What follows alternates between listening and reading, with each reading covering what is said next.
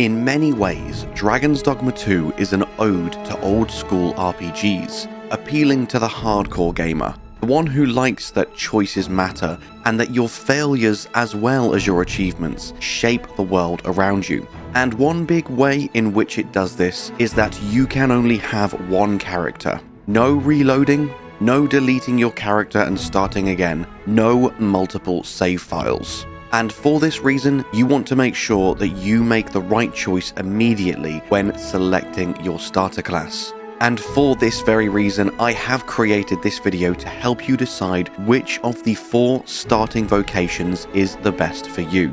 We shall discuss their strengths and weaknesses and how they all vary wildly from one another, as we help you determine which vocation is right for you as you take your first plunge into Dragon's Dogma 2. A short while into the game, there will be a way to change your vocation, but this is still not a decision you want to take lightly, as it does require a certain resource to do so, and every time you want to do this, that is less currency you can spend in your primary vocation, making you unnecessarily weaker if you try to multi-skill too much too early on. And with that, in no particular order, as we move into the Archer, Fisker, do you have anything to add? One of Archer's main strengths is the speed and accuracy at which they can loose arrows. This makes them ideal for pinning down fast-moving enemies such as wolves and harpies. The other primarily ranged class, the Mage, doesn't have the speed that the Archer has, as they have to charge almost all of their spells, with more powerful spells taking even longer to cast. Whereas the Archer can fire a barrage of arrows in an instant with almost pinpoint accuracy. They are quite weak if they do get caught up in melee, having very light armor and not much health. However, even in the early game, they do have a few survivability options available to them. Once you unlock the guild and the ability to learn new skills, one of the first things I suggest you learn is this backflip. You can run and jump at an enemy and then kick off them, putting a great amount of distance between the two of you. Later on, you'll be able to upgrade this and even fire arrows at your target mid-air whilst you are jumping away from them. Use this if you ever get too close to enemies and need to quickly create some distance between you. The Archer's starter skill is the Barrage Shot, which fires 2 high-powered arrows in quick succession. This skill is capable of stopping most enemies in their tracks, and as you can see here, it will immediately shoot harpies out of the sky. A few other example abilities are the Sweep Shot, which will fire a few arrows in a horizontal spread, hitting all enemies in front of you. And also Exploding Shot, which does exactly what it says on the tin. This requires a special explosive tipped arrow to use, and you can see how many of them arrows are remaining in your inventory by the number next to the Exploding Shot on my action bar. However, an Archer's real strength comes from going into steady shot mode. This will allow them to fire steady shots by pressing R1 or RB if you're using the Xbox controller, which are more powerful and more accurate than regular loose shots. Steady shots are fantastic for dealing with large enemies and pinpointing certain weak spots, such as eyes or groins if you just want to be a bully. You can also use all 4 of your currently equipped weapon skills in steady shot mode, which will launch a more high-powered version of that skill. However, you do have to be particularly accurate when using this, and as I am usually a keyboard and mouse player, I tend to miss these shots very frequently, so I stick with the standard weapon skill mode when trying to hit with abilities like Barrage Shot and Exploding Shot. Future Dom here, I just wanted to share some really valuable information with you that I just found out as I was recording the Mage segment for this video. Turns out the reason my aim is so shoddy here is because I had motion controls enabled for my controller. So if you are using a PS5 controller or any other controller with motion controls, whether it's plugged into your PlayStation or your PC or whatever it may be, if you don't want these motion controls on, which I personally don't, they made my aim horrendous, go into System, go into Options and Camera, and turn off Motion Sensor Function. Okay, now let's get back to the guide. All of these options and abilities make archers insanely versatile, and even though they are squishy, once you get used to your spatial awareness and your positioning, they can be absolute powerhouses on the battlefield. Please be aware that the archer is probably the most advanced and hardest vocation to wield for many reasons that I've already listed, but also because of the fact that they have the most learnable weapon skills in the game, at 16 weapon skills and 8 core skills. This makes them even more complex than the mage, the fighter, or even advanced vocations such as the sorcerer or the magic archer, though this does potentially make them the most versatile. So as long as one of your pawns is a big old tank soaking up that damage and taking the aggro, and you have a mage along for healing, then the archer is a fantastic all-round class that could be perfect for you if you're better at aiming at things than I am. Next up, let's talk about the sword and board wielding fighter vocation. The tankiest of all vocations, with the ability to taunt all nearby enemies, forcing them to attack you, and the durability to back it up, both with their heavy armor and their high health pools. Despite the fact that fighters can eat blows and barely feel it, don't let this lure you into a false sense of security. Unlike the hunter, they don't have as many disengagement options, and if you do get ganked and stun locked, it can be very, very tough for the fighter to get out of. Therefore, focus on your defense just as much as your offense. Simply blocking with your shield is an incredibly good offensive strategy, especially whilst you have your enemy's attention, because it will free up the rest of your party to deal with the enemy for you whilst you are stood there being an impenetrable, immovable mountain. Later on, when you unlock the guild, you can even purchase the perfect parry skill. And just like it sounds, as in Souls games and any other RPGs that have a parry, if you time your parry perfectly, you will take no damage and you will temporarily stagger your foe. A warrior's primary attack is Onslaught, and this is just a flurry of unending blows with your sword. You can finish off a combo with Impale, which will trigger a variety of different moves depending on the foe you are fighting. You can plunge your sword into downed harpies, you can run through goblins, and trust me, this never gets old. It feels just as badass and satisfying every single time you successfully impale an enemy. And then on top of all of this, I haven't even begun to talk about the warrior's weapon skills yet. You start off with Blink Strike, which will see you thrust forwards at high speed at an enemy, dealing a really respectable amount of damage with your sword. However, very early on, two even better abilities that you want to unlock immediately are Airward Slash and Shield Bash. Both of these abilities are used in wildly different scenarios. Let's first talk about Shield Bash. The ability itself is very self-explanatory. You bash an enemy with your shield. This will knock most enemies off guard and stagger them at least temporarily, allowing you to get in a few extra attacks before they recover. However, with small enemies, as long as they're not blocking, it will send them flying skyward, and when they crash land on the floor, you're free to run up to their prone body and impale them for a tremendous amount of damage. And then you have Airward Slash. This ability is very intuitive and very good at tracking whichever enemy you are currently targeting. And if used against a flying enemy, you will leap into the air to slash at them and bring them crashing to the ground. And please be aware, when I am talking about targeting enemies, unlike most RPGs, you can't just push in the right thumbstick to lock onto your enemy. Dragon's Dogma 2 does not hold your hand. It's an ode to old school RPGs, and you will need to be very spatially aware at all times in combat, and this goes for all of the vocations, not just with fighter, because you will be attacking wherever it is you are looking.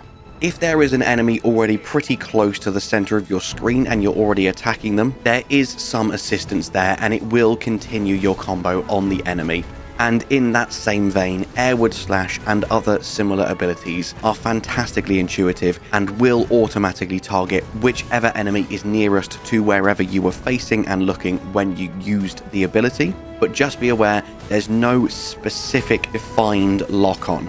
So if you aren't keeping track of your enemy as they're soaring around the battlefield, you can and will miss, as you should. Dragon's Dogma 2 does not like to hold your hand, and the only way to land your skills consistently and become more accurate is simply with practice and getting good.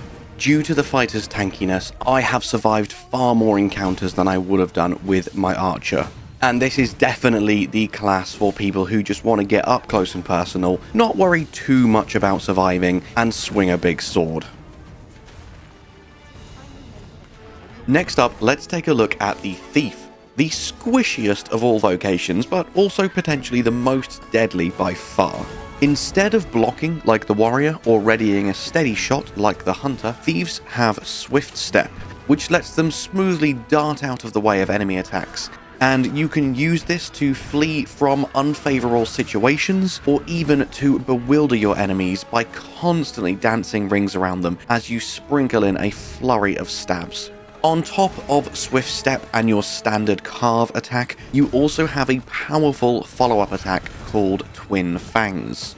Twin Fangs can be used in a variety of different ways when combined with carve. Primarily, you can utilize Twin Fangs to pin down foes that have been knocked off balance by continuing to hold triangle or Y after landing the attack. Pinning down off-balance or unsuspecting enemies then gives you the opportunity to keep up the pressure and follow up with even more attacks, dealing massive damage. You can keep spamming carve and even use certain abilities whilst an enemy is pinned down, dealing tremendous amounts of damage over a short period of time. However, be careful as you cannot move whilst pinning down a foe and you are vulnerable to counterattacks. A few fantastic early game thief abilities are Enkindled Blades, which will ignite your daggers with flame, dealing a cool attack when you use the ability, and also buffing your damage output for a period of time afterwards, whilst simultaneously dealing fire damage to enemies. You also have Biting Wind, which is the first ability that you start with for the Thief. This sees you dart around the battlefield very, very fast. You can chain this to effectively teleport around, dodging almost every single attack. It's not the most efficient way to deal damage, but it feels really satisfying and looks even cooler. And then we have the Thief's version of Airward Slash. This ability is called Helm Splitter, and you will leap into the air, spinning around as though you were Sonic the Hedgehog, dealing blow after blow after blow to your enemies. And because you leap so high, you can use this to knock airborne enemies out of the sky as well. In fact, it's about the rogue's only early game way of dealing with airborne enemies. On top of this plethora of incredible abilities, thieves are also incredibly adept at clinging to larger enemies. You can activate Twin Fangs whilst running and jumping at an enemy, allowing you to dig in with your daggers, very effectively staying clung to that enemy far better than any other vocation can.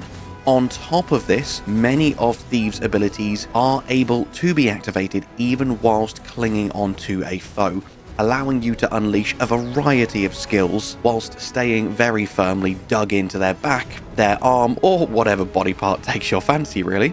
As long as you stay mobile and do not get caught out in the heat of battle, you can and will absolutely melt your foes with the Thief.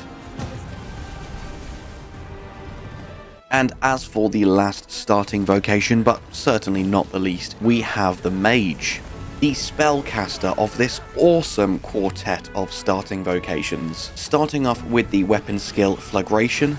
Once charged up, you spew a stream of flames from your hand, dealing immense damage to anything caught in the spray. Your basic attack is Magic Bolt, though I advise pretty much never using this until you have upgraded its use at the guild. It really is very weak, and as there is no mana in this game, you can just cast your spells as much as you want. So we'll swiftly move on and take a look at some of the early game spells that you can unlock for your mage. The absolute first thing you want to grab is Quick Spell. This means if you hold L1 and R1 at the same time when you are charging up a spell, such as Flagration, you will now consume a small portion of stamina to charge this spell significantly faster, and this applies with all of your spells. Also, if you keep the weapon skill button held down, this will keep a spell readied so that you can charge this up before you enter in combat and immediately release the spell exactly when you want to. Another early game spell that I strongly recommend grabbing as soon as you can is Levin. This rains down a series of thunderbolts, and then you can press any face button on your controller to consume small amounts of stamina to keep raining down thunderbolt after thunderbolt after thunderbolt until you are out of stamina. This way you can execute huge amounts of damage very, very quickly on your enemies. The tracking is great and the range is great as well, making this fantastic against flying enemies such as harpies. I always forget to use it, but another spell I have unlocked is Fire Boon, which will allow me to target a single ally and buff their weapons with fire damage for a period of time. And eventually you will unlock this boon spell for every elemental type in the game, so you can kit your whole party out with whatever damage is needed in the current situation. Your other basic ability, which I haven't touched on yet, is Anodyne. You press triangle or Y to use this, and it conjures a big AoE shield of healing. And any ally that stands within that shield, yourself included, will receive some pretty rapid healing over time. And if you know one of your pawns needs healing, but they're not bloody getting inside of your Anodyne bubble, then you can just pick them up and throw them in. This is another very effective way to make sure that your party stay healed up. Unlike the Thief, the Mage starts with absolutely no way to get out of danger. So if you do let yourself get ganked as a Mage, it's going to be very hard to run away and survive. However, don't fear, because later on in the game, you will unlock shields, force fields, and other utility spells and abilities to help keep yourself alive and keep yourself away from danger. My personal favourite vocation is the Archer, and I'm definitely going to be speccing into Magic Archer as soon as I can.